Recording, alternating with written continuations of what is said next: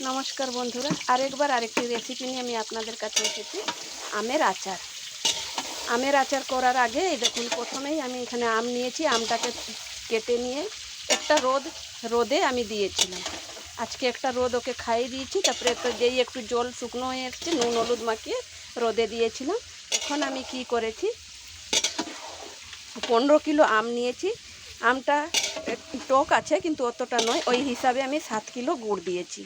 তো আমটাকে যে করছি দেখুন আচারটা, তার আগে সর্ষে তেল আমি 1 কিলো নিয়েছি, সর্ষে তেল দিয়েছি। সর্ষে তেলের মধ্যে শুকনো লঙ্কা, কালো জিরে আমি দিয়েছি। যেই একটু কালো জিরে শুকনো লঙ্কা হয়ে গেছে, তারপরে এই দেখুন আমটা দিয়েছি।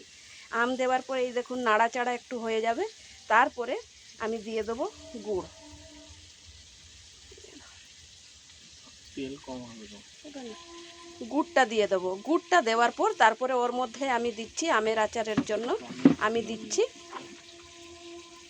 দেখুন বন্ধুরা, আমি দিচ্ছি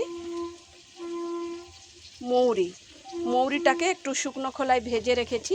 ভেজে নিয়ে তারপরে হালকা ভেজে নিয়ে তারপরে আমি ওটাকে গ্রাইন্ডারে গুঁড়ো করে নিলাম। আপনারা শিলনোড়াও গুঁড়ো করতে পারেন। তো গুঁড়ো করে নেবার পর মৌরি আর একটু জিরে গুঁড়ো আর লঙ্কার গুঁড়ো, তো আপনার শুকনো লঙ্কা ভেজে গুঁড়ো করে দিতে পারেন, না হলে এমনি গুঁড়ো শুকনো লঙ্কাও দিতে পারেন।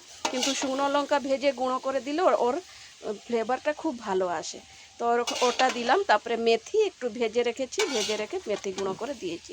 দিয়ে বন্ধুরা এরকম আপনারা নাড়বেন। তারপরে এই দেখুন আমি গুড়টাকে গলিয়ে রেখেছি, তারপরে গুড় ওর মধ্যে দিয়ে দেবো। দিয়ে বেশ এটাকে অনেক দেরি নাড়বেন। দেখুন জল পুরো শুকনো হয়ে আসবে, আর জলটা শুকনো হয়ে আসবে, আর আমের যে জল বেরোবে ওটা পুরো শুকনো হয়ে যাবে। হয়ে গেলে তারপরে বন্ধুরা এটা হয়ে যাবে আমের আচার। এরকম আপনারা করবেন, করে একবার খেয়ে দেখবেন। এটা পুরো একদম 1 বছর পুরো থেকে যায়, স্টক করে রাখতে পারবেন।